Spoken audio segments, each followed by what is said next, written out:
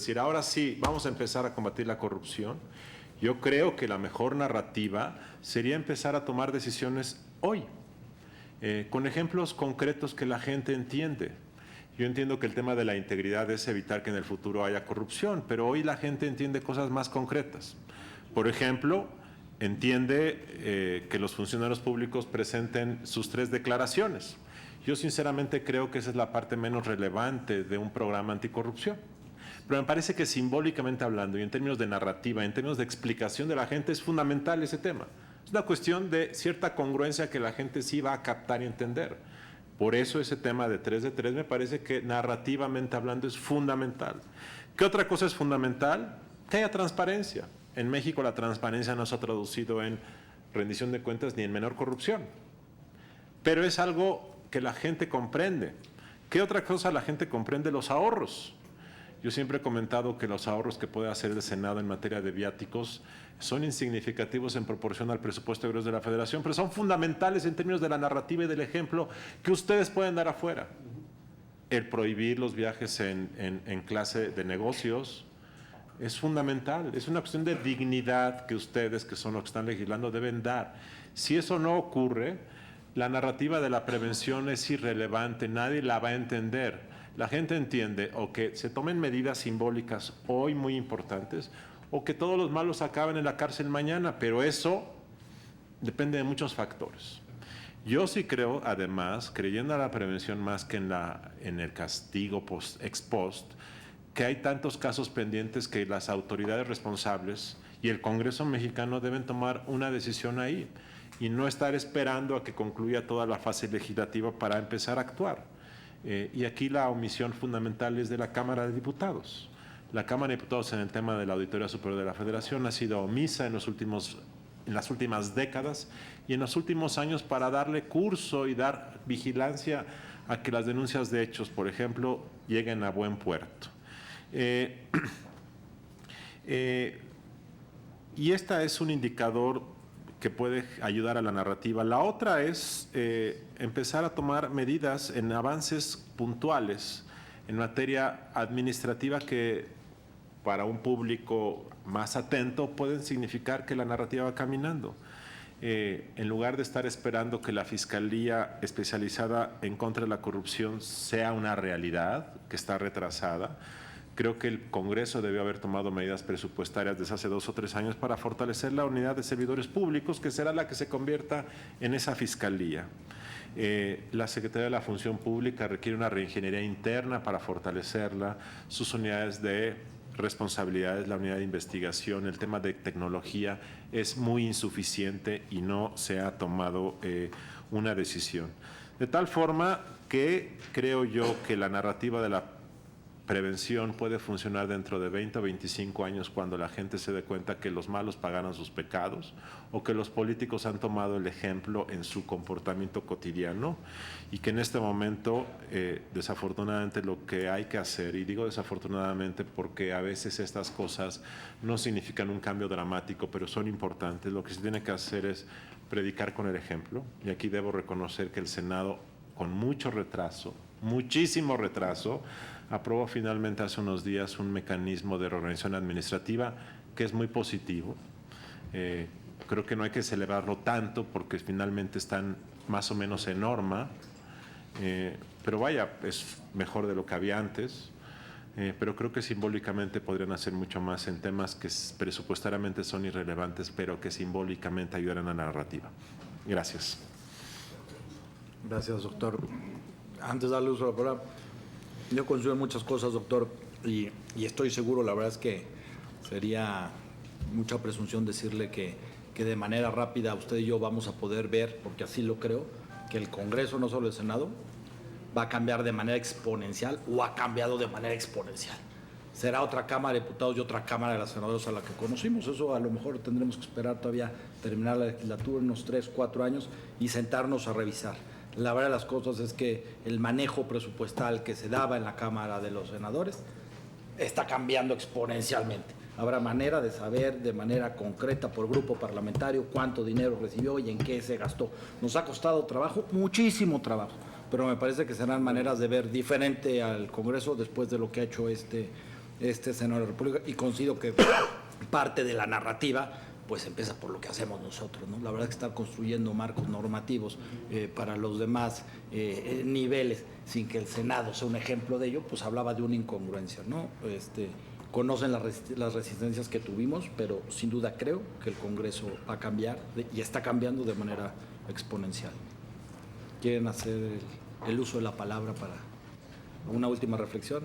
Maestro Luis y después Heidi. Sì, no, con rispetto alla narrativa, sicuramente io concordo al contrario con la senadora Rojas. Si hay una narrativa que tiene que seguir siendo llevada adelante es la narrativa de la prevención. Y acompañar esta narrativa de la prevención seguramente, ojalá con unos avances desde el punto de vista penal y desde el punto de vista de la retribución penal a los comportamientos corruptivos. Pero haciendo mucho cuidado que esto no sea justicialismo, eso es que con el deseo de hacer justicia no sé cómo se dice, no se tire al agua el niño con el agua sucia, que no se haga una justicia populista. Y del otro lado, hacer cuidado también cómo construir una narrativa que sea fundamentada en hechos reales. Yo no sé, sencillamente, y dudo que nadie pueda decir si hoy hay más corrupción que en el pasado. Lo que es cierto es que hoy la corrupción es mucho más visible y tiene un costo mucho más alto que en el pasado. Y creo que esto es un avance fundamental. En el pasado la corrupción era algo no solo aceptado, sino casi deseado. Hoy en día ya no lo es. Y es justamente en esta no aceptación por parte del ciudadano, en la construcción de la ciudadanía, de una ciudadanía democrática, responsable, que tiene que desarrollarse esta nueva narrativa. Nueva narrativa en donde la victimización de la corrupción tenga la prevalencia sobre la percepción de la corrupción. En unas encuestas llevadas a cabo por el INEGI, frente a un 75% de los capitalinos que dicen que todo es corrupto, solamente el 25% habían sido parte o víctima de hechos corruptivos. Entonces hay una diferencia, una tijera enorme entre lo que es la percepción de la corrupción y lo que es la corrupción real. Como también en la valoración de los pasos adelante que se han hecho. No es para echar flores a México, pero a nivel de Naciones Unidas, la Secretaría de la Función Pública en los últimos 5 años ha recibido premios internacionales por parte de Naciones Unidas, por parte de la Organización de Estados Americanos, por una serie de reformas que han tenido una incidencia real en la corrupción.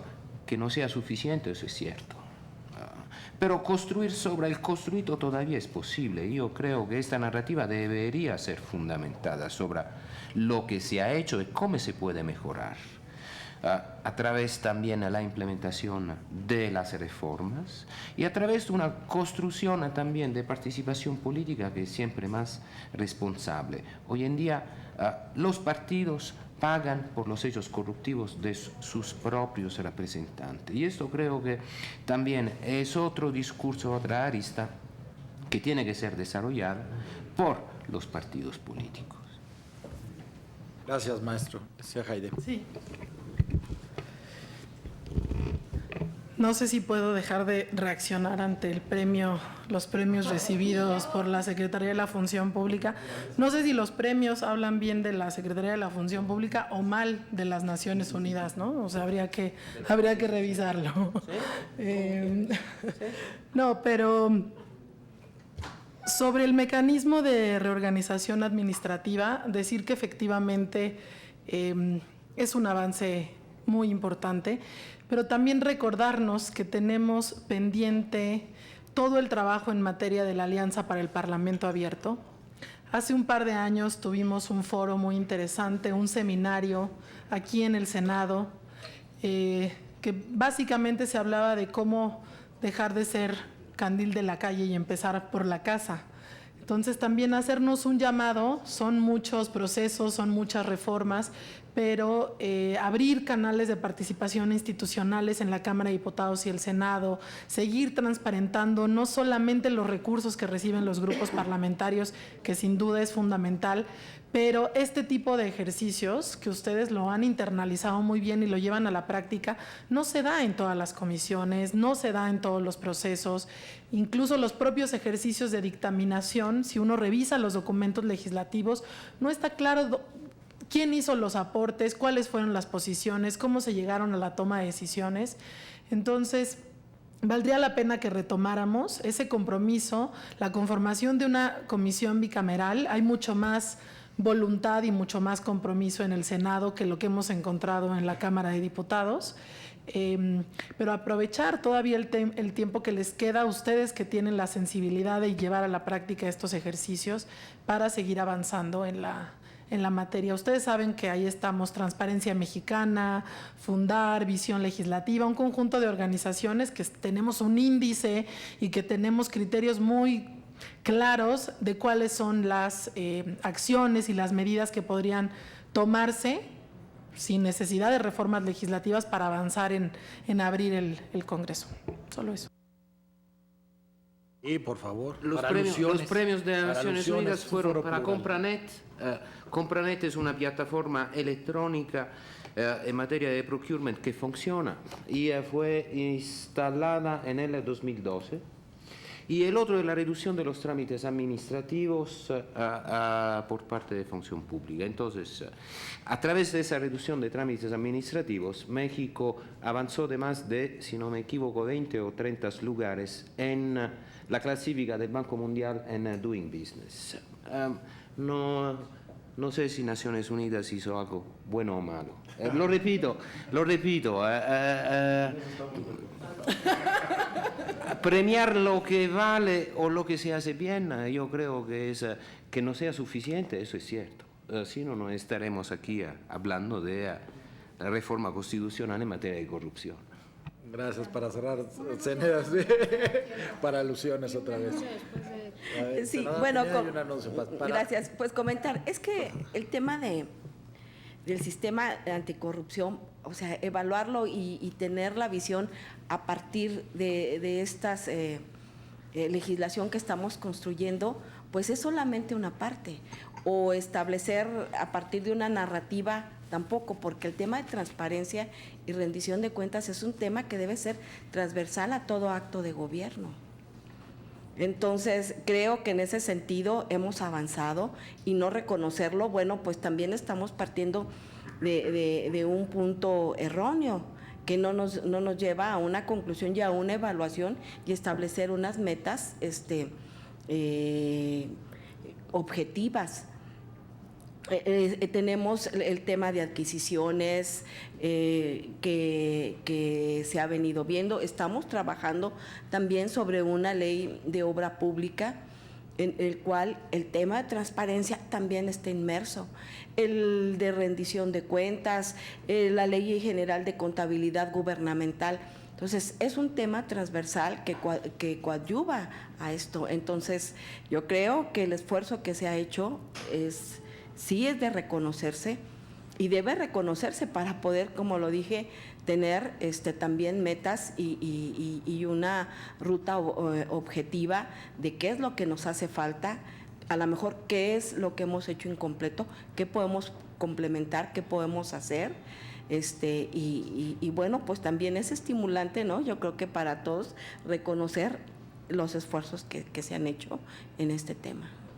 Gracias, senadora. Senadora Laura Rojas, para finalizar. Yo, perdónenme que haga este anuncio, pero no me puedo quedar con las ganas.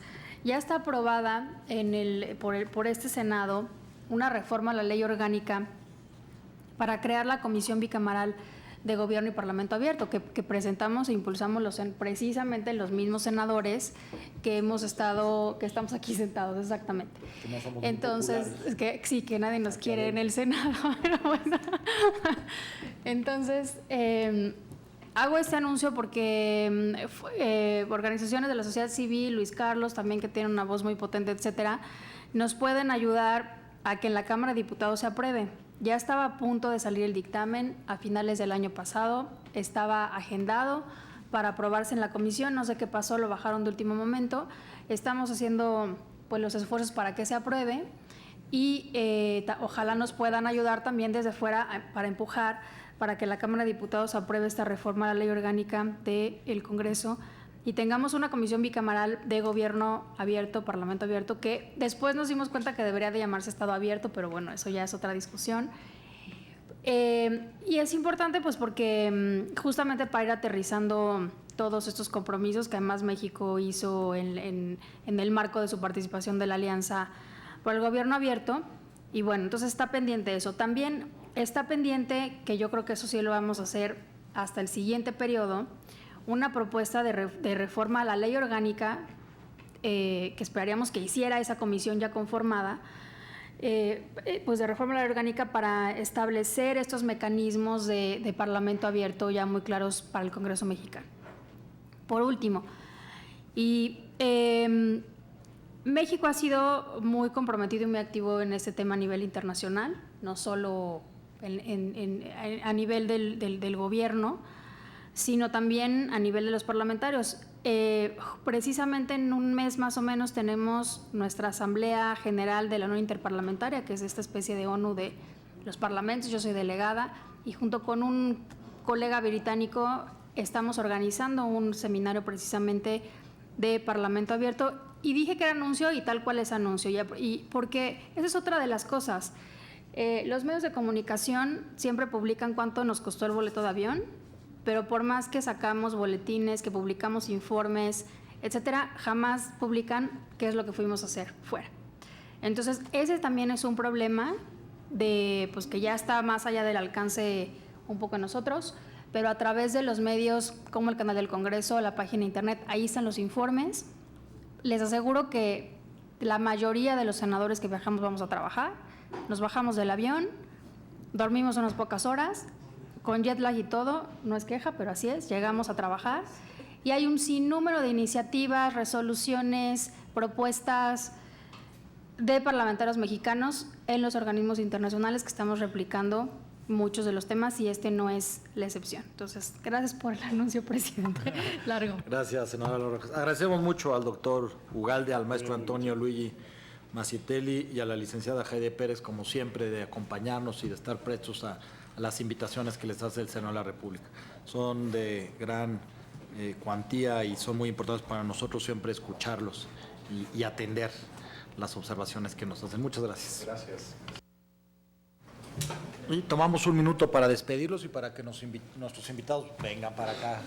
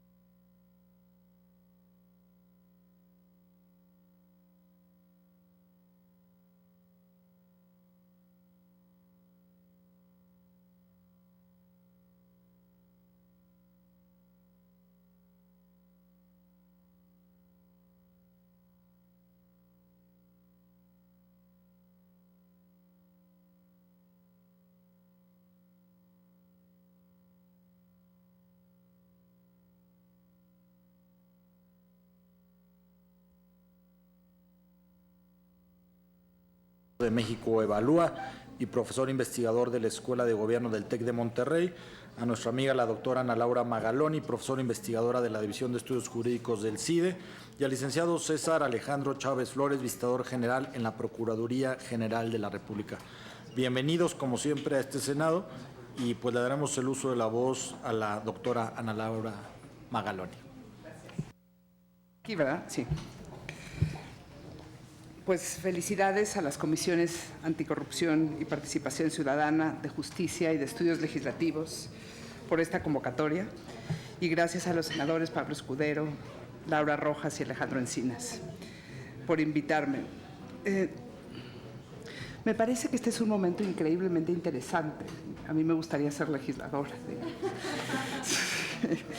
Están creando un sistema nuevo que no existe en ninguna otra parte del mundo, que México está tratando de resolver un problema que se tiene que resolver bajo las coordenadas institucionales mexicanas, y me recuerda un poco lo que se construyó en el IFE en 96, digamos.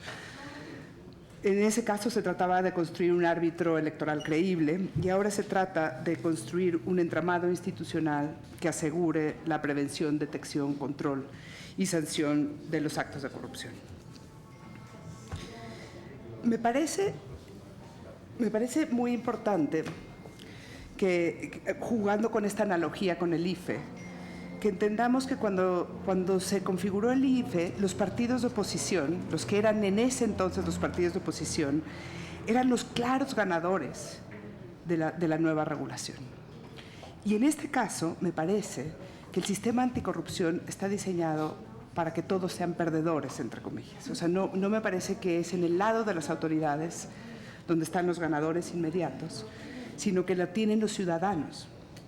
Los que ganamos con esta reforma, más que nadie, somos los ciudadanos, que estamos demandando otra forma de que se ejerza el quehacer público, que se tenga efecto sobre la vida concreta de los ciudadanos a través de servicios públicos, etc. Y en ese sentido creo que desde la Ley General del Sistema Anticorrupción y todas las demás, tiene que poner énfasis en cómo los ciudadanos pueden convertirse en estos acicates para que las autoridades no terminen protegiéndose unas a otras y para que el sistema anticorrupción funcione.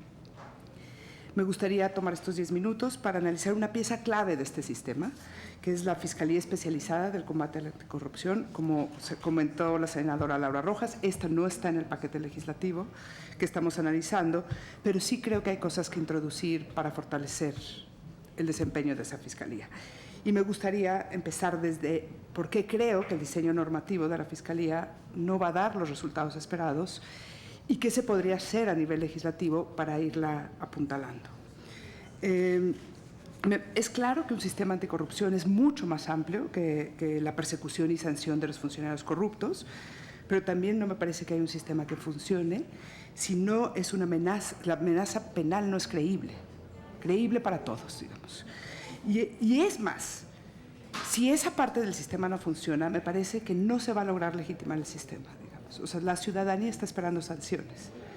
Y coincido con Luis Carlos, que lo ideal es la prevención, pero híjoles, de aquí a que la prevención pueda construir un discurso visible para el ciudadano, me parece que hace falta que por lo menos lo que está haciendo la Fiscalía sea creíble y sea de calidad.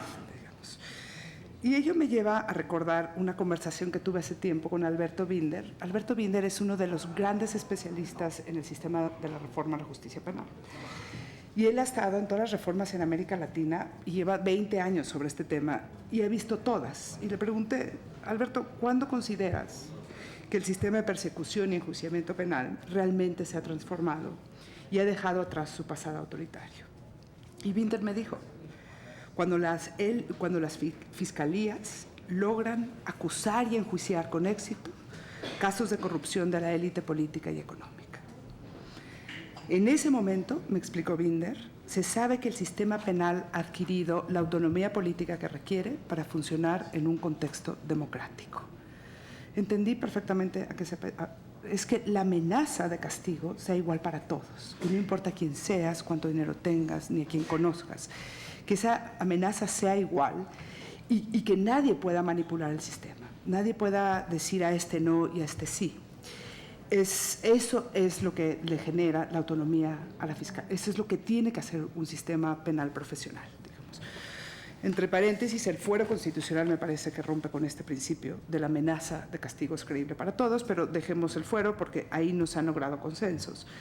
Pero sí me parece que se tiene que crear una Fiscalía General de la República que logre tener esa autonomía. Y ahí es donde me parece que la reforma política del 2014 pues nos mete en problemas, digamos. Como ustedes saben, la Fiscalía General va a ser un órgano constitucional autónomo, lo más probable es que desde el 2018 en adelante. Y en esa Fiscalía General se inserta la Fiscalía Especializada del Combate a la Corrupción. Este fiscal especializado lo nombra el fiscal general y lo puede objetar por 2/3 partes del Senado, pero todo el mundo sabemos que 2/3 partes son mayorías muy complicadas y que lo más probable es que el fiscal especializado en anticorrupción sea el que nombre el fiscal general. O sea, va a ser excepcional que eso no suceda. Entonces, tenemos que garantizar que ese fiscal general sí logre generar la percepción de autonomía política que requiere la institución. Pero aquí tiene dos grandes problemas la reforma. En primer término, politizó en extremo el nombramiento del fiscal, al punto que lo más probable es que los mejores candidatos se descarten desde el principio o ni siquiera quieran competir. Para nombrar al fiscal, si se recuerdan, una lista de 10 candidatos que manda el Senado, aprobado por 2/3 partes, luego el presidente escoge a 3 y de nuevo por 2/3 partes el Senado aprueba al candidato. Este es un procedimiento barroco, extraordinariamente politizado, y yo me pregunto qué abogado con una sólida trayectoria va a querer competir por ese puesto. Y el segundo es el que llega, qué tipo de acuerdos y compromisos políticos hace para llegar. Así no se construye la autonomía política de la que habla Binder. La autonomía se construye reconstruyendo la institución y recordando que las procuradurías en México cargan a cuesta su historia. Durante los años del autoritarismo, estas instituciones jugaban un papel central en el régimen autoritario, ser una amenaza creíble de castigo a los detractores del poder. Es una institución diseñada para servir a los intereses políticos del Ejecutivo en turno, y así está diseñada, digamos. Hace algunos años fui a Chile y estuve en la Fiscalía de Chile, y de las cosas que más me impresionaron eran los fiscales. Hasta cuando había llegado a una institución donde los mejores egresados de las facultades de Derechos, los que ves aquí en los grandes despachos, estaban en la Fiscalía. Y claro, no era un tema de sueldos, era un tema de reputación. Cuando les pregunté por qué les parecía ese lugar un lugar prestigioso para trabajar, ellos me dijeron, mire, le voy a poner un ejemplo. La hija de Bachelet, hace tiempo, chocó borracha. Y nadie se atrevió a coger el teléfono y hablarnos y decirnos cómo teníamos que procesar el caso. Se me daba cuenta que el prestigio de la institución estaba construida desde el poder del fiscal, con esa autonomía, y que el servicio civil de carrera funcionaba de tal manera que no era importante. La intervención de Bachelet no iba a ser importante en el futuro de cada uno de esos fiscales. Y este es el segundo gran error de la reforma. O sea, nosotros pensamos que hay una fantasía en creer que la PGR, sin más, se convierte en un órgano constitucional autónomo. Se nos olvidó que esta institución requiere cirugía mayor para poder contar con un cuerpo de funcionarios públicos honestos, capaces, profesionales, etcétera. Sí, es cierto, la procuradora Arely Gómez me ha impresionado, está haciendo cosas muy importantes por esa institución, pero es muy poco tiempo para esa transformación. O sea, la verdad es que para reconstruir esa institución se requería del capital político y del presupuestal del Ejecutivo antes de darle la autonomía. Pero ya no lo hicimos. Entonces, lo que quiero destacar con esto es que no nos hagamos, o sea, nuestro sistema anticorrupción va a tener un problema de punto de partida. No vamos a tener la fiscalía que requerimos. Esta se va a tener que ir construyendo a la par del sistema. Y por lo tanto creo que hay que generar los incentivos en todos lados para que esta fiscalía se mueva en la dirección correcta. Y se me ocurren dos cosas. El Comité Coordinador del Sistema, y eso se debe de poner desde la ley del Sistema Nacional Anticorrupción, debería contar instrumentos jurídicos para evitar que se congelen las averiguaciones previas. O sea, la forma típica en que la Procuraduría protege los intereses de los funcionarios que no quiere perseguir es congelando. Entonces, un primer momento me parecería que hay que buscar algún tipo de mecanismo. Ya sé que las recomendaciones de este comité no son vinculantes, pero hay que fijarnos muy bien en que la Procuraduría no pueda simplemente congelar casos que a todas luces pues parece que requieren por lo menos una investigación seria. Y la segunda, y esta me parece más complicada y más desafiante, pero no es en la Ley General de Sistema, pero sí en algún punto cuando se regule la Fiscalía, se tiene que reconocer a los ciudadanos como víctimas de los delitos anticorrupción, de los delitos de corrupción. Y si los ciudadanos son víctimas, se les podría darle algunos de los derechos que tienen las víctimas contemplados en la Constitución, en el inciso C, fracción séptima del artículo 20. Tienen el derecho de impugnar ante la autoridad judicial las omisiones del Ministerio Público en las investigaciones de los delitos, así como las resoluciones de reserva, de no ejercicio y de desistimiento de la acción penal o suspensión del procedimiento. Sería interesante imaginar que si no tenemos ese fiscal con toda la legitimidad y autonomía que queremos, hay algunos mecanismos que lo presionan para que no pueda proteger intereses políticos mientras que está desempeñando su cargo. Y sí me parece que eso es una pregunta central para la legitimidad del sistema. Sé que muchos me van a decir que esto no se puede y argumentarán un conjunto de tecnicismos jurídicos para decir que esto no, que esto que estoy diciendo no es posible, pero se equivocan. El derecho es sobre todo un instrumento para resolver problemas y hay muchas maneras de interpretarlo y de construirlo. Aquí tenemos un problema. No contamos con el sistema de persecución y enjuiciamiento penal que requiere un sistema anticorrupción como el que estamos diseñando. La amenaza de castigo no es igual para todos. Y la pregunta es cómo resolver ese problema y no llenarnos de tecnicismos legales que no nos van a llevar a ningún lado. Si tenemos esa pregunta, vamos a ir construyendo las soluciones que me parece que van desde la ley, pero sobre todo van a estar enfocadas en la regulación de la Fiscalía Especializada Anticorrupción. Muchas gracias.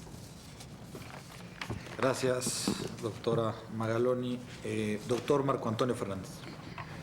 Muchas gracias, senador. Quiero empezar mi intervención reconociendo y agradeciendo la invitación de ustedes para compartir algunas reflexiones sobre los desafíos concretos que tienen en las semanas por venir en 3 temas.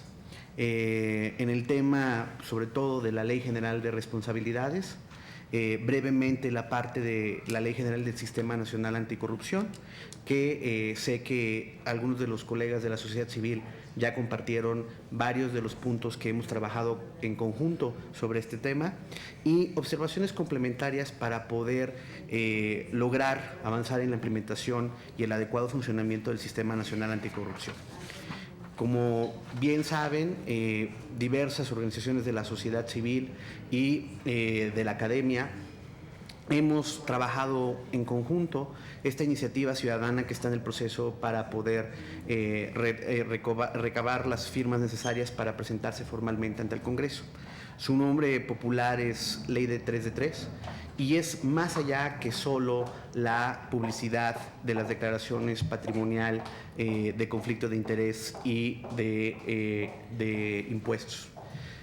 Quiero referirme a este punto de la publicidad en primer lugar porque sé que es un punto controversial y en donde hay muchas resistencias, tanto de algunos señores legisladores como de la Administración Pública Federal, por ejemplo.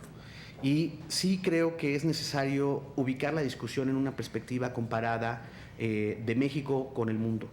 En un estudio reciente del Banco Mundial se analizaron 176 países, legislaciones de 176 países, y se encontró que 46 de ellos hacen públicas las declaraciones patrimonial de conflicto de interés.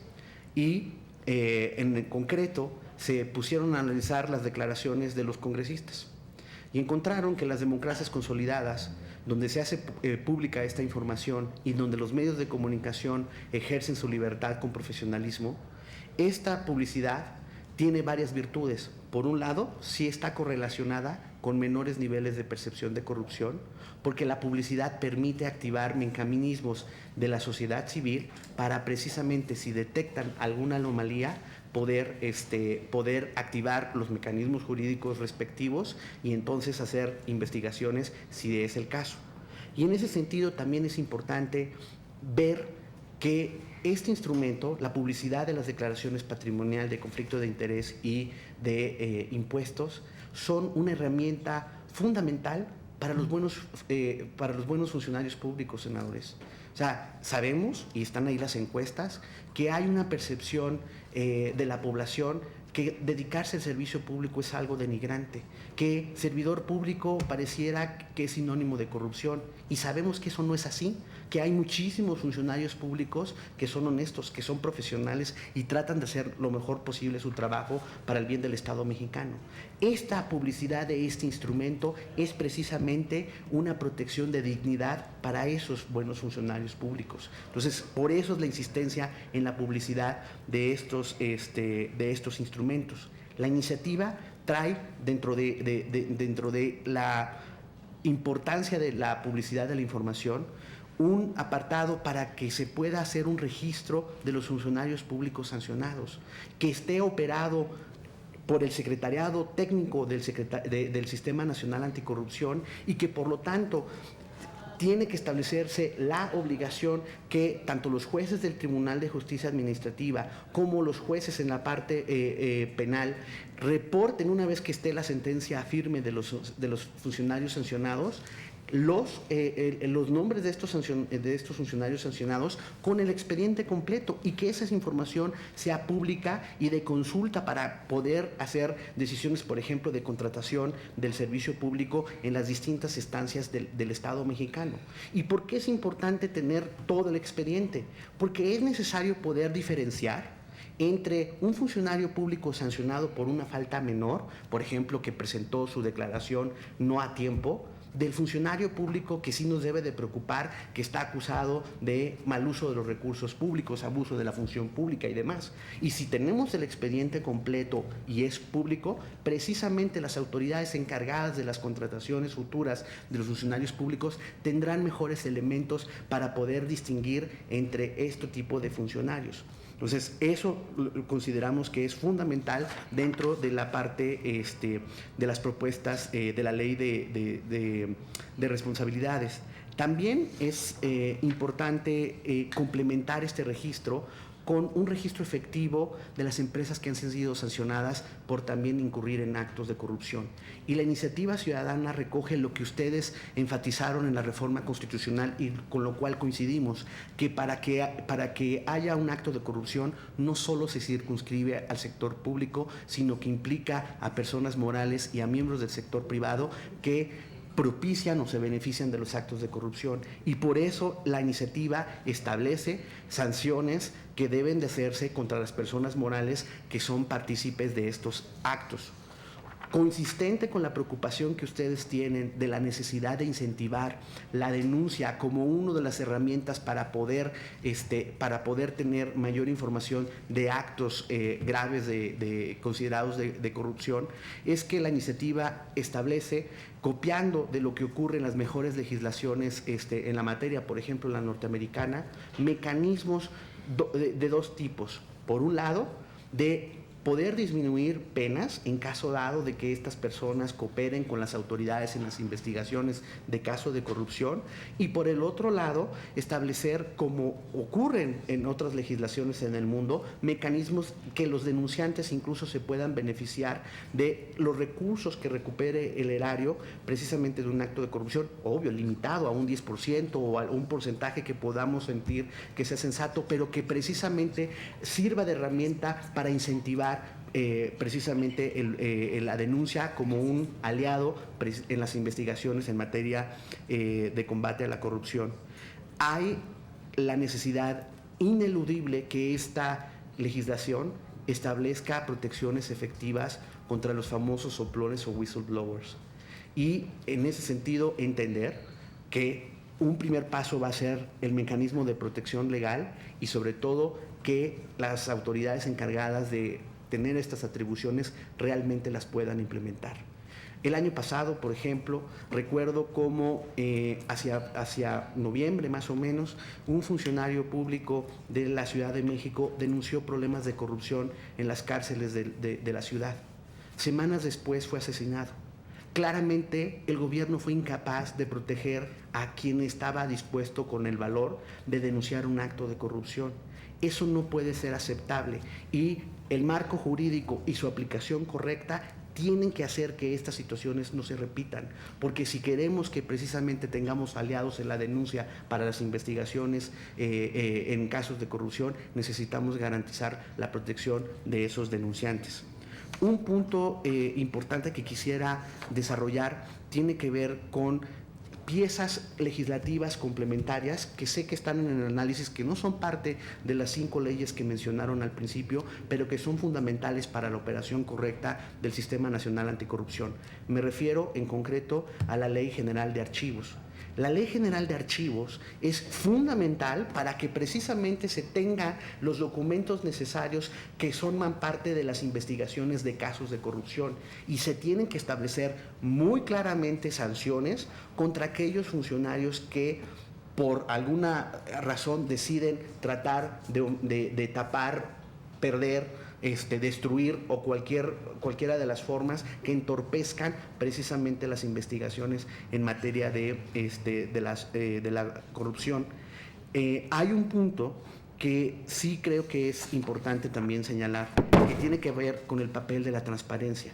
Entiendo y celebro los avances que se tienen en la ley general y en la ley federal en la materia. La transparencia sin duda alguna es un elemento fundamental para la rendición de cuentas. Es un elemento necesario, pero no suficiente. ¿Por qué? Porque la transparencia está operando bajo el principio de la vergüenza, que cuando algo se hace transparente y se hizo mal uso de las atribuciones, por ejemplo, del servicio público, va a tener consecuencias. Pero si enfrentamos casos de sinvergüenzas, pues no pasa y no hay una verdadera aplicación de la ley, de lo que se fue a todas luces transparente, de poco sirve la transparencia. Y 2 casos quiero ilustrar este punto. Por un lado, sabemos con la nueva centralización de la nómina magisterial a través del FONE, que hubo un pago ilegal, violando la ley del servicio profesional docente y la ley de coordinación fiscal, de 2,000 comisionados del Sindicato Nacional de Trabajadores de la Educación. Los nombres de estos comisionados son públicos en la página de internet de la Secretaría de Educación Pública. Hoy es la fecha que ninguno de los comisionados ni las autoridades estatales que le dieron la información a la SEP para el pago ilegal de estos señores ha sido ni siquiera sujeta de una investigación administrativa, ni mucho menos del orden penal. Tenemos los reportes, cada año se ha hecho referencia en la mesa anterior de los reportes de la cuenta pública por parte de la Autoridad Superior de la Federación, incluso ya poniéndole nombre y apellido en términos de las autoridades de Veracruz, por ejemplo, que el auditor ha compartido en los últimos días. ¿Pero qué ha pasado? ¿Por qué no ha avanzado las investigaciones jurídicas respectivas? Y en ese sentido sí es importante, a la luz de la operación del Sistema Nacional Anticorrupción, que contempla que habrá reportes periódicos para evaluar cómo van las políticas del Sistema Nacional Anticorrupción, que aprendamos de las cosas vigentes que no están funcionando. Sus compañeros diputados tienen esta unidad de evaluación dentro de la Comisión de Vigilancia de la Auditoría Superior de la Federación. Usted no me va a dejar mentir, senador, usted estuvo en la Cámara de Diputados. Esa unidad lamentablemente tiene un funcionamiento muy deficiente. La ley clarito dice que tienen que establecer una serie de indicadores para ver cómo está haciendo su función la Auditoría Superior de la Federación. Y cualquiera que lea los reportes de esta unidad se da cuenta que esos indicadores son de una calidad deficiente mayúscula. Una cosa que lo ilustra es, por ejemplo, entre 2009 y 2012, ¿cuántos promociones de responsabilidades administrativas sancionatorias se giraron? Más de 7,421. De esas, terminaron consignándose 4. ¿Por qué? ¿Qué nos dice la unidad para saber qué sucedió en el proceso jurídico de se resarció el daño, se prescribió el término, se presentó ante la instancia que no era la correcta la parte jurídica? O sea, no sabemos nada de eso. Y esa es una instancia hoy vigente que no está haciendo su trabajo. Este ejemplo tiene que servir para que en los informes que se están contemplando para el Sistema Nacional, la evaluación del Sistema Nacional Anticorrupción, no nos pase lo mismo, que tengan informes que tengan indicadores poco útiles para que realmente en la evaluación de la política del combate a la corrupción se hagan acciones, se deriven acciones de corrección. 2 puntos finales, y tienen que ver con lo que Ana Laura ha mencionado, la importancia en ese sentido del servicio civil, y que entiendo que es otra de las leyes que no está ahorita en discusión, pero que va a tener que estar en discusión, señores senadores.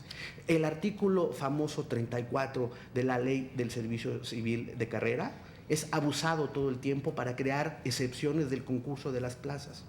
La experiencia internacional nos está demostrando que los países que lograron combatir más, hacer un tránsito a un combate más eficaz de la corrupción, lo hicieron a partir de servicios profesionales del Estado en sus instancias, primero, que están encargadas del combate a la corrupción. Vamos a tener distintas instancias que queremos coordinar para poder combatir la corrupción.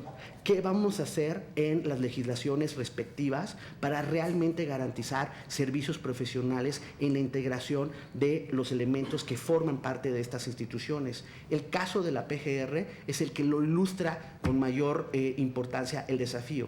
Hace unas semanas todos fuimos testigos de cómo unos agentes sembraron un arma a un señor que está en un conflicto supuesto de corrupción en el caso de lo de OHL. Y lo único que lo salvó al señor fue que el acto ilegal de estos agentes lo hicieron enfrente de una cámara y tuvieron la mala fortuna, y eso hace que puedan originar las investigaciones respectivas. Ese tipo de agentes no pueden ser los que van a ejercer las nuevas facultades que se deriven de la legislación secundaria en materia de corrupción. Y ligado por eso, en la parte de la Fiscalía General de la República, que sé que esa ley sí está, no en este paquete inmediato, pero sí está atorado en el Congreso, uno de los puntos justo de la parte chilena y también de Costa Rica que ilustran la importancia de proteger a los fiscales, tiene que ver que la ley tendría que estar precisando los causales de la remoción de los fiscales. O sea, un fiscal que se vuelve efectivo en su trabajo es un fiscal incómodo para los intereses políticos. Y se le tiene que proteger en la ley para que no le vayan a mostrar la puerta por estar haciendo bien su trabajo. Y creo que esa parte en la legislación que complementa las 5 leyes que ustedes están ahorita obligados a dictaminar en mayo, tiene que tomarse muy en serio para que este sistema funcione. Creo que sí, parte del cambio en la narrativa tiene que ver con la prevención, pero la prevención de nada va a servir esa narrativa si no está acompañada del combate efectivo de la impunidad. Y el combate efectivo de la impunidad pasa forzosamente por el profesionalismo de las instancias encargadas de operar el Sistema Nacional Anticorrupción. De ahí la importancia de tomar en serio lo de los servicios públicos en estas instancias. Muchas gracias. Muchas gracias, doctor Marco Antonio Fernández. Licenciado César Alejandro Chávez Flores. Muchas gracias, senador Pablo Escudero. Muy buenas tardes, senadora Laura Rojas, senadora María del Rocío Pineda. Les agradezco la oportunidad de participar en este foro. Reciban un saludo muy afectuoso de la señora Procuradora General de la República, la maestra Arely Gómez González. Voy a tratar de ceñirme al guión que traigo preparado por dos propósitos. Uno es para ser muy puntual en el tiempo asignado, y segundo, para ser preciso en los temas que pienso plantearles y en la información que tengo planeado transmitir y que estoy seguro que será de su interés para la agenda legislativa. Para empezar, acudo a la famosa fórmula propuesta por Robert Klitgard para entender el fenómeno de la corrupción, en la que sostiene que este fenómeno nocivo es el resultado de la conjunción de monopolios más discrecionalidad menos rendición de cuentas. Aplicando este planteamiento al ámbito público, podríamos afirmar que cuando un agente, entiéndase un órgano del Estado, un servidor público en particular, goza de amplias facultades para una determinada materia y ese ámbito de poder puede ejercerlo en condiciones regulatorias endebles, es decir, que su espacio de discrecionalidad es grande y que entonces se generan condiciones propicias para el desvío o el abuso del poder. Adicionalmente, si no existen suficientes mecanismos de control y contrapesos para que las agencias del Estado o los servidores públicos en lo particular rindan cuenta sobre el ejercicio de sus atribuciones, el problema se agrava y las condiciones para que se genere corrupción aumentan. Bajo esta lógica, me parece que un modelo integral de prevención y combate a la corrupción debe ocuparse de estas dos dimensiones.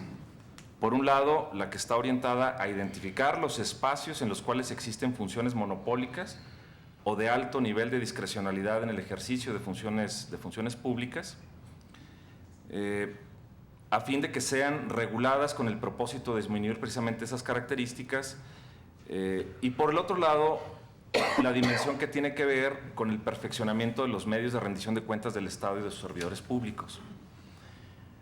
Ahora bien, la rendición de cuentas adopta formas muy variadas, respecto a las cuales me parece que las más importantes son las siguientes. La primera, la de transparencia, que se ha mencionado, y no solo entendida como el acceso a la información pública gubernamental, sino en todo el abanico de posibilidades a través de las cuales el Estado abre su actuación ante la ciudadanía para que ésta pueda evaluar informadamente su desempeño. La segunda vía de rendición de cuentas es la que se desarrolla o la que tiene que ver con el control y la fiscalización, ya sea interno o externo. Y la tercera forma de rendición de cuentas, de las que estimo que son más importantes, desde luego que hay más, es el esquema, o al menos en este esquema que estoy planteando, es la represiva, la persecutoria de las conductas ilícitas, según la cual las conductas indebidas pueden revestir responsabilidades de orden administrativo o penal. Cuando se trata de hechos de corrupción, y esto es lo relevante del tema para este foro, generalmente coinciden en el ámbito administrativo y penal las conductas, aunque cada una de ellas tienen formas de investigación y de tipologías diversas, propias. Mirando a través de estos ejes, podríamos analizar los principales nichos o ámbitos en los cuales se presentan indicios de corrupción, a fin de adoptar medidas en cada uno de esos rubros para disminuir los incentivos que propician ese nefasto fenómeno y fortalecer los que dificultan su proliferación. Hasta aquí la exposición conceptual, para que a partir de ese marco me permita plantearle respetuosamente un primer punto específico de análisis. Estudios de muy variados orígenes y enfoques, tanto nacionales como internacionales, incluso los dictámenes que se han aprobado en diferentes materias en este Senado de la República, coinciden en que el grueso de los actos de corrupción, al menos por su impacto político, social y económico, se generan con ocasión del ejercicio del gasto público y particularmente en el ámbito de las contrataciones gubernamentales, es decir, las obras públicas, las compras o adquisiciones y la contratación de servicios. Por esta razón me parece que una visión amplia de sistema anticorrupción, el primer tema que debiera analizarse es el relacionado con la regulación de las contrataciones públicas a fin de perfeccionar el marco jurídico de la materia para reducir estos espacios de discrecionalidad en el otorgamiento de contratos o concesiones, a la vez que se aumenten los esquemas específicos de transparencia, afinar los esquemas de control y fiscalización especializados y pensar en qué medidas deben adoptarse para que la persecución de faltas administrativas y delitos cometidos en ejercicio de esta función pública sea más eficiente. Me atrevo a poner sobre la mesa los siguientes tópicos específicos para que en alguna otra ocasión sean analizados con mayor detenimiento. Primero, la pertinencia de crear un órgano regulador de la política de contrataciones federales que monitore permanentemente el sistema de compras gubernamentales y detecte prácticas susceptibles de ser perfeccionadas. Por ejemplo, a través del análisis de tendencias en licitaciones, invitaciones restringidas o adjudicaciones directas segregadas por sectores, montos, etcétera, a fin de que se sugieran formas más eficientes y transparentes de contratación. Esta idea no es mía, hace años que viene hablándose de esto en diferentes foros especializados con base en experiencias de modelos internacionales. Hay documentos ya muy acabados sobre este tópico.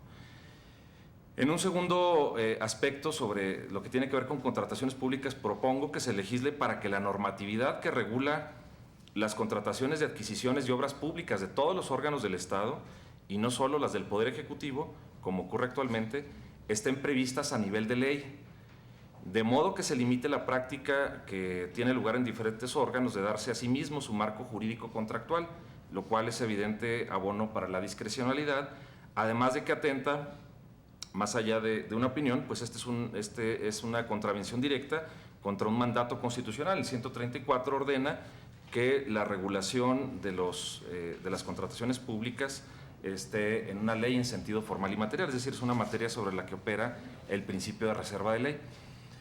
Un tercer punto sobre esta materia, en un tercer punto sugiero que se analice que la impugnación de los actos propios de las licitaciones sean ventiladas en el Tribunal Federal de Justicia Administrativa mediante el juicio contencioso en la vía sumaria, para así garantizar la imparcialidad y la celeridad con que deben resolverse estas controversias.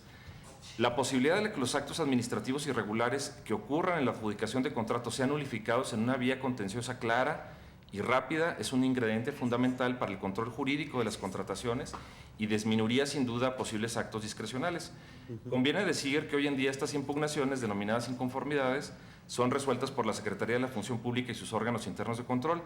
Sin embargo, en la nueva lógica de distribución de competencias del Sistema Nacional, me parece que ya no tiene justificación dicho modelo. De especial preocupación es el caso de las empresas productivas del Estado, ya que en su regulación propia se desapareció la instancia de inconformidad que antes atendía la Secretaría de la Función Pública y sus órganos internos de control, y en su lugar se creó un recurso de reconsideración que es ventilado internamente y que por esa condición es violatorio de lo pactado en los capítulos de compras de los tratados de libre comercio, donde se obliga a los estados suscriptores a que los medios de impugnación al alcance de los licitantes sean conocidos y resueltos por órganos independientes carentes de interés en el proceso de compra. Sobre este tópico existe ya en el Senado de la República una iniciativa muy detallada que propone medidas legislativas para resolver esta situación, así como para dejar en claro la aplicación de la Ley Federal Anticorrupción en contrataciones públicas a los particulares que cometen actos indebidos en el sector energético, ya que la solución que se adoptó en el proceso de dictamen de este paquete, en mi opinión, dará lugar a litigios de defensa por parte de los infractores, alegando ausencia de tipicidad en sus conductas. Es un tema muy técnico, pero me parece muy relevante. De esta suerte, insisto en que haría falta analizar la regulación de diferentes ámbitos de la función pública para que se revisen los que puedan existir esquemas regulatorios susceptibles de ser mejorados para reducir discrecionalidades y con ello las posibilidades de ocurrencia de actos ilegales. Esbocé algunas ideas respecto al tema relativo a las contrataciones públicas por ser el ámbito que se ha destacado como el más susceptible para la comisión de actos corruptos. Pero desde luego habría otros casos, por ejemplo el de la naturaleza presupuestal y la forma de control de las aportaciones que a través de los fondos previstos en el título quinto de la Ley de Coordinación Fiscal la Federación transfiere a los estados. Por otra parte, hasta donde percibo, la reforma anticorrupción perfila ingredientes muy positivos que se orientan sobre todo a mejorar la fiscalización externa que lleva a cabo la Auditoría Superior de la Federación y a conformar un nuevo orden de distribución de facultades entre los órganos internos de control para establecer una división competencial en materia sancionatoria administrativa, dejando al tribunal los casos de infracciones graves. Sin embargo, en materia propiamente penal, me parece que habría mucho que discutir y que eventualmente pudiera ser agregado. Por tiempo diré algunas cosas muy resumidamente.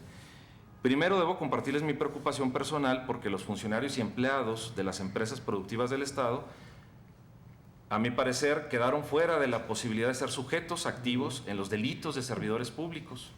Me explico brevemente. En el título cuarto de la Constitución, entre otras cosas, se sientan las bases fundamentales del sistema de responsabilidades de los servidores públicos.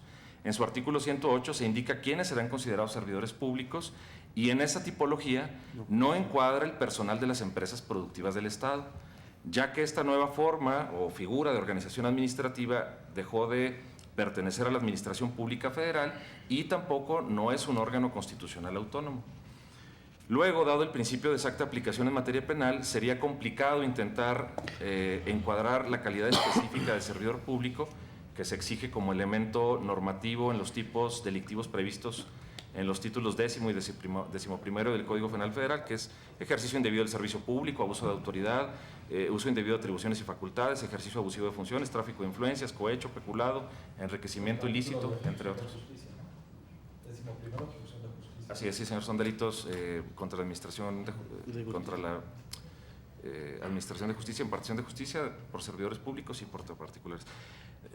Sí quiero aclarar que las responsabilidades administrativas del personal de las empresas productivas del Estado sí fueron previstas en un transitorio de la reforma constitucional, pero respecto de la materia penal se omitió ajustar el artículo 108 ya comentado, sin que se aluda al tema en alguna otra parte del texto de la reforma o en sus transitorios para salvar esta cuestión. Ahora bien, de los integrantes que conformarán el Sistema Nacional Anticorrupción será precisamente la Fiscalía Especializada en Materia de Delitos Relacionados con Hechos de Corrupción, o llamada simplemente Fiscalía Anticorrupción, la que será responsable de perseguir penalmente los delitos que le denuncien, entre otros los órganos de control y fiscalización, por lo cual conviene formular algunas muy breves reflexiones en torno a ello. Como lo muestran diversos índices de percepción, la corrupción se halla en entre los principales problemas públicos, por lo cual es evidente que hasta hoy los esfuerzos del Estado mexicano en su conjunto han sido insuficientes para abatir el fenómeno. El clima de violencia e inseguridad por el que ha atravesado el país desde hace muchos años ha llevado a que los esfuerzos de investigación y persecución penal del Ministerio Público Federal y de los ministerios públicos locales se hayan enfocado sobre todo en combatir los fenómenos delictivos asociados al narcotráfico y a la delincuencia organizada. Con base en el Censo Nacional de Impartición de Justicia Federal, en 2013, del total de personas procesadas, el 71% fue por delitos directa o indirectamente relacionados con el fenómeno narcotráfico o la delincuencia organizada, mientras que únicamente el 0.8% por delitos relacionados con servidores públicos. En el mismo año, de todas las personas sentenciadas, el 79% fue por delitos también asociados al fenómeno narcotráfico, mientras que los delitos de servidores públicos solo se sentenciaron 222 personas de casi 40,000, lo cual representa el 0.6% del total. En lo que respecta al ámbito federal, en el área que se ha sugerido como la base, la unidad sobre la cual se fundará la Fiscalía Anticorrupción, de conformidad con el acuerdo de marzo de 2014, consignó un promedio de 20 averiguaciones previas al año de 2010 a 2014. De ese total de 68 asuntos en los que dicha unidad ejercitó acción penal, en ese periodo de 5 años analizados se registraron 4 por cohecho, 14 por peculado, 9 por enriquecimiento ilícito y 5 por extorsión, entre otros delitos. Estos resultados pueden percibirse naturalmente como insuficientes al confrontarlos con la dimensión del fenómeno de corrupción, no solo en los últimos años, sino históricamente, lo que nos refiere a un problema que va mucho más allá de las distintas administraciones y que tiene que ver con la naturaleza estructural relacionada con el diseño institucional y con la capacidad que le fue otorgada a esa unidad administrativa. Derivado de este antecedente, se estima que la Fiscalía deberá gozar de autonomía técnica y de gestión para investigar los asuntos a su cargo y ejercer acción penal cuando así lo estime procedente. Para que esa autonomía técnica y de gestión sea efectiva, se plantea que cuente con las facultades propias para seleccionar a su propio personal, así como a los agentes del Ministerio Público y a los elementos de la Policía Federal Ministerial, que son fundamentales en el nuevo sistema penal acusatorio. Su fiscal deberá contar con un periodo de tiempo suficiente en el cargo que le permita organizar la Fiscalía, integrar los casos que llevará a los tribunales hasta su culminación. Y de igual modo, su nombramiento deberá surgir del Senado, como ya está previsto, aunque solo para el primer periodo del fiscal, y las causas de remoción, como también ya se ha dicho, deberán referirse solamente a situaciones de responsabilidad grave para blindar su espacio de actuación. Finalmente, me parece oportuno poner a su consideración que el órgano de control interno, el Ministerio Público, debe contar también con una regulación específica que le permita ejercer de forma más eficiente su tarea de combate a la corrupción ad intra, al interior. Este planteamiento se formula a partir de una realidad insoslayable. La sociedad no confía en el Ministerio Público, sino que por el contrario percibe a dicha institución en sus dos órdenes, federal y locales, como una de las que sufren mayores problemas de corrupción interna, por lo que su saneamiento debe ser una misión de largo aliento bajo líneas de trabajo bien definidas legislativamente. Vale la pena mencionar que la PGR, acorde con los principios de integridad y rendición de cuentas que la han caracterizado siempre, la señora Procuradora impulsó una estrategia de combate a la corrupción interna mediante la cual se logró que en los primeros 10 meses de su gestión se ejercitara acción penal en contra de 249 servidores públicos de la institución, logrando en este periodo 126 autos de formal prisión por delitos de extorsión, falsedad en declaraciones contra la Administración de Justicia, cohecho, abuso de autoridad, enriquecimiento ilícito, entre otros, lo que marca resultados sin precedentes. No obstante, el funcionamiento de los órganos anticorrupción no pueden depender del impulso o la política que va teniendo el responsable de las instituciones al cargo en cada momento, sino de un diseño institucional que permitan una continuidad de largo plazo en políticas pautadas legislativamente. Con la reforma constitucional anticorrupción, el órgano interno estará a cargo, el control interno estará a cargo de un órgano que habrá de fusionar la actual Vistaduría General y la Contraloría Interna. Eso ya está en la reforma constitucional. Y su titular será nombrado por la Cámara de Diputados. En este contexto, resulta fundamental pensar con detenimiento el nuevo diseño institucional que en la ley deberá preverse para este nuevo órgano interno de control para que en el mediano plazo pueda contribuir a los objetivos que aquí se han planteado. Y un tema muy particular, dado que en el Ministerio Público existe un régimen dual de responsabilidades administrativas de los servidores públicos, pues será analizar el régimen especial de responsabilidades aplicables a los agentes del Ministerio Público, policías y peritos, dado que el actual ha demostrado que bajo él se generan amplios espacios de impunidad. Hasta aquí mi intervención y muchas gracias. Muchas gracias, licenciado César Chávez. Doctor Marco, este paquete que estamos dictaminando aquí, que están estos 5 instrumentos que hemos hablado, no están, como ustedes bien dicen, en la Ley General de Archivos y de Protección de Datos, no lo estamos dictaminando en esta comisión, pero sí se está trabajando en el Senado de la República. Lo está trabajando la senadora Cristina Díaz, sin duda, pues son las que nos faltan de todo el sistema de transparencia, lo estamos viendo así todo de una manera integral. Respecto al tema que yo sé que a ustedes les inquieta mucho y a nosotros más de las declaraciones patrimoniales, bueno, pues estamos haciendo las consultas y las revisiones constitucionales y escuchando a todos los actores lo que tienen que decir. Ayer nos decía el Contralor de Guerrero, no se les ocurra, ¿y qué nos va a ir a cuidar? Allá se llevan a los maestros que ganan 6,000 pesos. ¿Quién me va a ir a cuidar a los servidores públicos? El servidor público. Empezamos a escuchar diferentes opiniones, como ustedes hay otro tipo de opiniones. Sin duda también a nosotros nos llama la atención. En este Senado de la República estuvimos trabajando durante meses, o me dirá la doctora Magaloni, si años, en el nuevo sistema penal acusatorio y en el Código Nacional. Y todas las discusiones se basaron en la presunción de inocencia. La declaración patrimonial, pues todos sabemos que es una prueba en juicio a la cual se da valor probatorio. Podemos pedirles a los servidores públicos que nos prueben su inocencia, está ahí dentro de las discusiones. Están las discusiones que tampoco se han resuelto en la Corte y así hemos estado estudiando los legajos de diferentes discusiones, los engroses. Si es verdad que el servidor público tiene un umbral distinto al de un particular en su protección de datos personales. ¿Puede un servidor público incluir los bienes de su esposa sin su consentimiento y hacerlos público? ¿Qué derechos tiene la esposa frente al servidor público que no está de acuerdo en que se hagan públicos sus bienes que ya ha adquirido con su trabajo? ¿Qué derechos podría tener un hijo, menor o no menor, respecto a sus datos personales y a los bienes? Es decir, el tema no es tan fácil como 3 de 3 y firmemos, ¿no? Estamos haciendo toda una revisión, por eso son los foros, los análisis de qué es lo que debe de transcurrir aquí.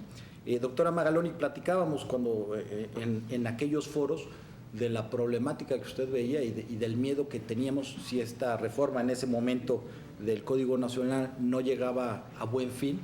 Cuál sería la problemática, los años que transcurrían y la involución que podríamos dar en lo que se había avanzado. Quisiera preguntarle si en este caso le preocupa también que pudiera suceder algo parecido con todo este sistema anticorrupción en caso de que no llegara a buen fin. Y al licenciado César Chávez, preguntarle, hemos estado pendientes y revisando una y otra vez y consultando respecto al procedimiento administrativo que se va a llevar ya en los órganos internos de control cuando se recibe una auditoría, cuando se integra, cuando se forma un expediente, cuando el área de la Contraloría va a hacer clasificación o preclasificación, como le queramos llamar, si ha encontrado conductas administrativas graves o no, si debiera desde ese instante darle vista al servidor público y notificarlo, abrirle una audiencia para que pudiera presentarse, para que pudiera exhibir pruebas, para que se desahogaran esas pruebas, para que se desahogaran alegatos, para que se cerrara la instrucción y para poder decir que consideran, después de haber llevado ese procedimiento, que hay conductas que pudieran clasificarse, insisto, en esa clasificación o preclasificación como conductas graves. Si pudiera tener algún recurso el servidor público al momento de que llegara al tribunal, de decir que no tuvo vista en ese expediente. Sin duda son temas que hemos estado revisando y me gustaría escuchar sus opiniones. Muchas gracias, senador, por sus observaciones. Y sí me gustaría contestar a esas inquietudes. Primero que nada, porque hay un punto complementario a la publicidad, que tiene que ver con el contenido de la información y con la capacidad de verificar la veracidad de lo declarado. O sea, no hay hoy, bajo los regímenes vigentes, ni en la Administración Pública Federal, por ejemplo, ni en las declaraciones que ustedes presentan y que tiene la Auditoría Superior de la Federación, ni en las declaraciones del Poder Judicial en manos de la Judicatura. Cuando uno observa, no hay mecanismos externos a la verificación de esta información. Si uno hace una comparación de los formatos de las declaraciones que ustedes presentan con la de los funcionarios públicos de la Administración Pública Federal, con la del Poder Judicial, y observa las mejores prácticas internacionales, lamentablemente sí vemos que el caso mexicano está muy lejos de las mejores prácticas internacionales. Ejemplo, en el Congreso, ustedes como senadores o sus compañeros diputados no reportan si reciben regalos, y se dan muchos hacia finales del año, los montos de estos regalos, quiénes son los que se dan, y sus compañeros en otras legislaturas del mundo sí lo hacen. Canadá lo hace Costa Rica, lo hacen los legisladores de Chile, lo hacen los legisladores norteamericanos, porque ese tipo de información, que es además pública, sí logra esa publicidad precisamente acotar la tentación de un mal comportamiento de algún miembro del Congreso, que lamentablemente ha ocurrido, no es una quimera ciudadana.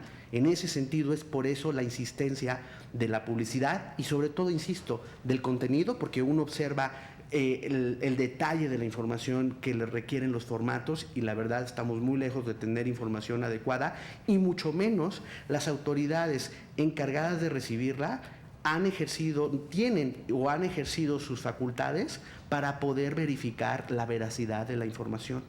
Las prácticas justo internacionales demuestran que en los lugares, en las democracias más consolidadas, este derecho que se sopesa de si das a conocer la información de tu cónyuge o de tus dependientes económicos o no, ha sido solucionado entendiendo que el servicio público sí implica una responsabilidad de confianza hacia el ciudadano, y que sí es un régimen distinto respecto al resto de los ciudadanos sobre el cual tienen que operar el servidor público, y por eso esa información en este tipo de países sí se hace pública, y se han tenido esos debates, sí los tuvieron, y los han resuelto positivamente. Puse mucha atención a lo que dijeron ayer algunos de los compañeros que participaban y que son reacios precisamente a la publicidad de esta información.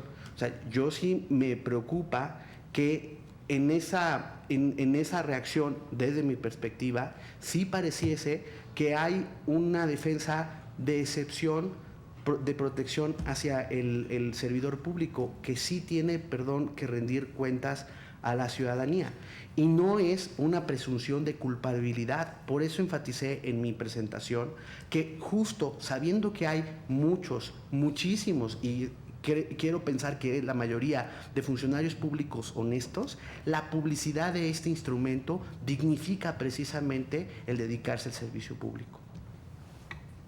Gracias, doctor. Sí. Justamente el tema de fondo ahí, y bueno, aquí nosotros estamos en esa misma discusión que no está resuelto, es que ese instrumento es una prueba, ¿no? Que se le está pidiendo al servidor público que pruebe que es inocente, ¿no? Es ahí donde está el debate y la discusión y el análisis que se va a llevar a cabo, ¿no? Y sin duda, yo no sería injusto con algunos compañeros, por ejemplo, con lo que nos expresaba el Contralor de Guerrero, que tienen realidades diferentes a las que vivimos los senadores, que venimos en coche de nuestra casa acá, aquellos que andan ahí en la sierra y tienen una realidad diferente a la nuestra, ¿no? El tema es poder escuchar a todos y tener la sensibilidad de realmente qué es lo que sucede en el México de a de veras, no en el del transcurso de nuestra casa, este cómodo Senado de la República, ¿no? Y en eso estamos. Gracias, doctora Magalón. A mí me parece que el ejemplo de la reforma penal es un buen ejemplo para el sistema anticorrupción. Con todo y el Código Nacional, faltó un acuerdo político central para que esa reforma rindiera frutos, y era que los políticos sacaran las manos del sistema. Y solo así podía tener racionalidad toda la reingeniería del sistema, y eso no pasó.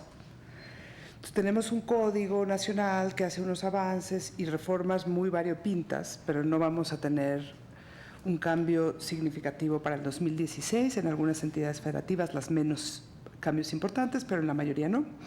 En el sistema federal fue hasta que entró Arely que se empezó a hacer algo, o sea, a ese nivel de retraso. O sea, entonces, a la reforma penal le faltó liderazgo político, quedó abandonada durante 6 años, y le faltó este acuerdo político de decir queremos una procuración de justicia fuera del sistema político. El asidero de poder de muchos gobernadores tiene que ver con manipular su sistema, y cosas de corrupción tiene que ver con que al final manipulas a tu procurador y tu procurador está a tu servicio. Lo mismo diría con el sistema anticorrupción. Ustedes están ante un momento histórico, tiene que ver con el arrojo que tengan, con la valentía que tengan y con el acuerdo político de que de verdad queremos erradicar la corrupción, queremos otra forma de gobernar. Porque sí creo que esto se está cayendo. O sea, la corrupción sí es esta polilla que se va comiendo el andamiaje institucional de México, y de repente vamos a voltear y ya se colapsó. Entonces, tu pregunta yo creo que tiene que ver con que no sé de qué calibre va a ser el acuerdo político, y te involucra a muchísimos. Y habrá resistencias, y ustedes saben por dónde están las resistencias y hasta dónde quieren llegar, digamos. Y claro, una cosa son las normas y luego lo más complicado es hacerlas funcionar, digamos. A mí me parece que un poco eso pasó en el Código Nacional. Pensamos que con el Código Nacional ya teníamos una reforma penal, pero en realidad no. La reforma penal tiene que ver con los funcionarios que la operan todos los días, y esa no la logramos. O sea, vamos por no quiero sonar tan desesperanzadora, pero hay 2 trayectos: el chileno, que en 8 años la tenía en todo el país y forma ejemplar, o el argentino, que lleva muchas reformas en los últimos 20 años, digamos. Va caminando en la dirección correcta, pero le ha tomado mucho más tiempo reformar su sistema. Creo que México va a ser de los segundos, no de los primeros. Ojalá con el sistema anticorrupción, ¿no? Sí, señor senador.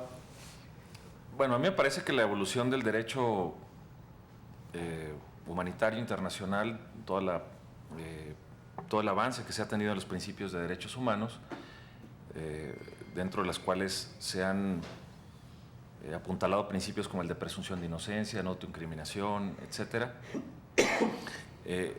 Y a partir de lo que ha resuelto en diferentes resoluciones internacionales, pero también nuestra Suprema Corte, en el sentido de que el derecho administrativo sancionador es una expresión de la facultad punitiva del Estado, y en ese sentido guarda o debe de seguir con las modulaciones pertinentes los principios del derecho penal.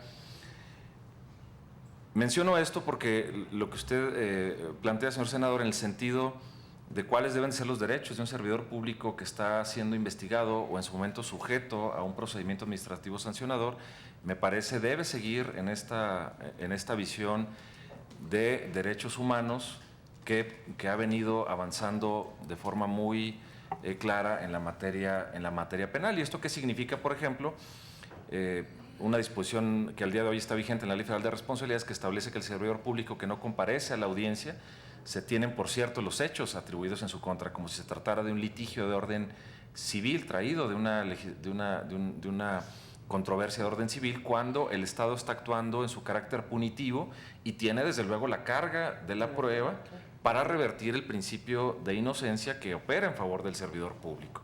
Entonces, ahí me parece que habrá muchos temas que desarrollar y analizar, y sobre todo el núcleo duro de la tipicidad, que en materia administrativa es desde luego, y no puede ser de otra forma, mucho más abierta, más laxa que en materia penal, porque en materia administrativa no se pueden agotar legislativamente todas las posibles formas de infracciones administrativas, porque generalmente las obligaciones de los servidores públicos están contenidas en disposiciones secundarias de orden administrativo. También siguiendo los principios del nuevo sistema acusatorio en materia penal, creo que habrá cosas que incorporar en el derecho administrativo sancionador en la medida de lo posible, por ejemplo, en la adversarialidad de la integración de los expedientes, que es exactamente a lo que usted alude, en el sentido si durante la integración de los expedientes tendrá derecho el servidor público de conocer, de imponerse de lo que allí se está investigando y en su caso, de ser así su deseo, ofrecer pruebas para desvirtuarlo de forma previa a que se le cite a una audiencia de imputación, que también tiene pues ciertas complejidades por la nueva fórmula que se va a variar entre faltas graves y no graves, lo cual a mi juicio representa un problema de orden jurídico de la mayor relevancia, porque el prejuzgamiento de fondo de la conducta determina la competencia del órgano. Entonces, a lo que nos vamos a enfrentar de forma recurrente es amparos para decir al Tribunal Federal de Justicia Fiscal y Administrativa: la conducta que me están encuadrando no es de aquellas que son de tu competencia, y eso va a obligar a los jueces de amparo que se haga una revisión preliminar de la imputación para verificar a cuál órgano le corresponde, si al órgano de control interno, que tendrá potestad para imponer sanciones no graves, o al tribunal, que tendrá las de destitución, inhabilitación y la imposición de sanciones económicas graves. Son temas finos que me parece ya en la regulación procesal van a resultar de mucho interés y bueno, pues eso es lo que podría comentar y estoy a sus órdenes. Gracias, licenciado. Sin duda, esa es una de nuestras grandes preocupaciones, ya los temas finos. Pues no queda más que agradecer a nuestros invitados, el doctor Marco Antonio Fernández Martínez, investigador asociado de México Evalúa. Muchas gracias, doctor. A nuestra amiga, la doctora Ana Laura Magaloni, profesora investigadora de División